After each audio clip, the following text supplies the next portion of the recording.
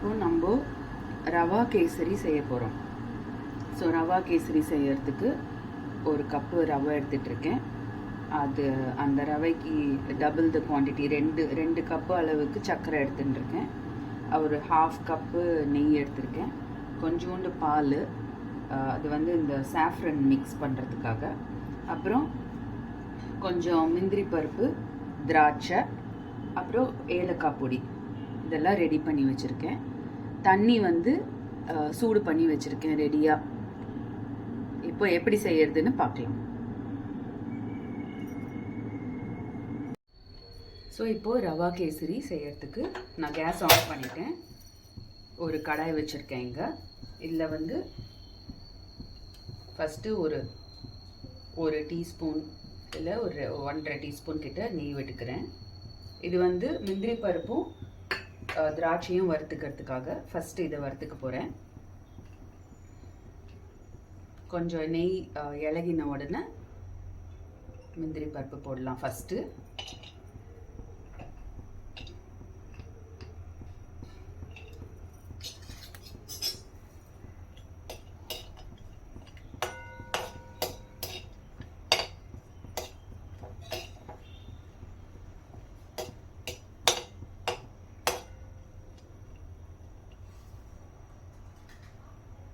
ரொம்ப செவக்க இல்லாமல் கொஞ்சம் பொன்னிறமாக வறுத்துக்கலாம். இப்போ கொஞ்சம் பொன்னிறமாக வறுபட்டுருக்கு. இந்த டைமில் வந்து இந்த திராட்சை ஆட் பண்ணுறோம். அதையும் சேர்த்து நல்லா ஃப்ரை பண்ணிக்கிறோம்.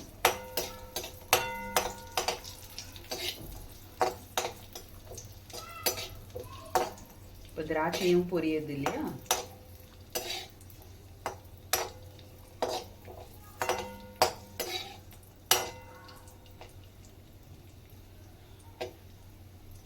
இந்த மாதிரி இருக்கும்போது இதை ஒரு கப்பில் எடுத்து வச்சுட போகிறோம். இந்த முந்திரியும் திராட்சையும் வறுபட்டதை இந்த கப்பில் எடுத்து வச்சுடுறேன். இதில் இப்போ இன்னும் கொஞ்சம் நெய் ஆட் பண்ணிக்க போகிறோம். இதே கடாயிலேயே ரவையை வறுக்க போகிறோம் இப்போ. ஓகே, அதாவது வேணுங்கிற இந்த கேசரிக்கு வேணுங்கிற நெய்யை முதலியே விட்டுட்டு அதில் ரவையை நல்லா வறுத்துட்டோன்னா கட்டியும் தட்டாது, நல்லா இலகி நல்லா வரும் கேசரி. ஓகே, இப்போ இந்த ரவையை இதில் ஆட் பண்ணி நல்லா பொரிச்சா மாதிரி வறுத்து எடுக்க போகிறேன்.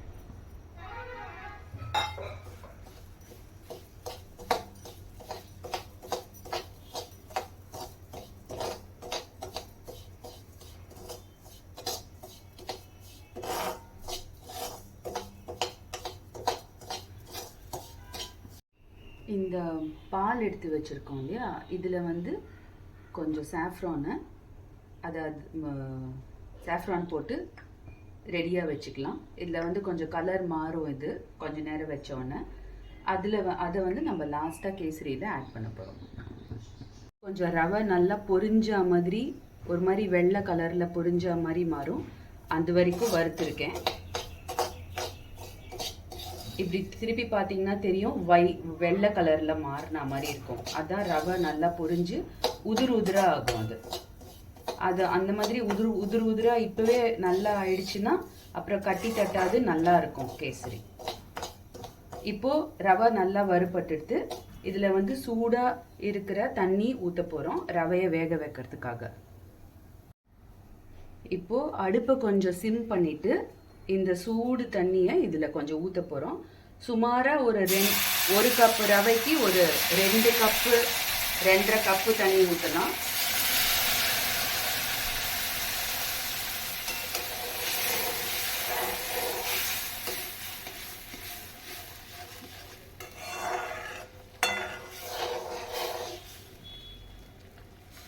உங்களுக்கு வேகிறதுக்கு இன்னும் கொஞ்சம் தண்ணி தேவைப்படும் போல் இருந்ததுன்னா இன்னும் கொஞ்சம் விட்டுக்கலாம். இல்லை ஒன்றும் தப்பு கிடையாது. ரவை நல்லா வேகணும், அவ்வளோதான். இப்போ பாருங்கள், இப்போ ரவை நல்லா வெந்துடுச்சு. இப்போ வந்து சர்க்கரை ஆட் பண்ண போகிறோம். சர்க்கரை ஆட் பண்ணி நல்லா பொறுமையாக கலரி விட்டிங்கன்னா சர்க்கரை சூட்டில் நல்லா இளகிக்கும். இப்போவும் மறுபடியும் கொஞ்சம் பொறுமையாக கட்டி எதுவும் இல்லாமல் லம்ஸ் எதுவும் இல்லாமல் பொறுமையாக கலரினீங்கன்னா நல்லா கலந்துடும். பார்த்தீங்களா, நல்லா சர்க்கரை நல்லா இளகுற வரைக்கும் மட்டும் கொஞ்சம் வெயிட் பண்ணுங்கள். நம்ம முதல்ல விட்ட நெய்யே இதுக்கு கரெக்டாக இருக்கும். ஏன்னா கேசரி ஃபுல்லுத்துக்கும் தேவையான நெய்யை முதல்லையே ரவை வறுக்கும் போதே விட்டுடுறோம். இப்போ இதில் ஏலக்காய் பவுடர் ஆட் பண்ணுறோம்.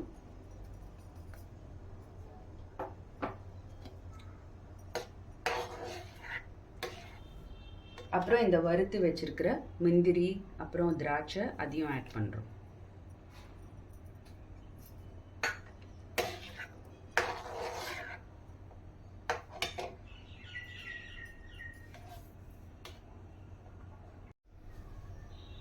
இப்போ இந்த குங்குமப்பூ இந்த கலர் மாறின பாலில் போட்டு வச்சுருக்கோம் இல்லையா, நல்லா கலர்லாம் மாறிடுச்சு. அதையும் இதில் ஆட் பண்ணுறேன்.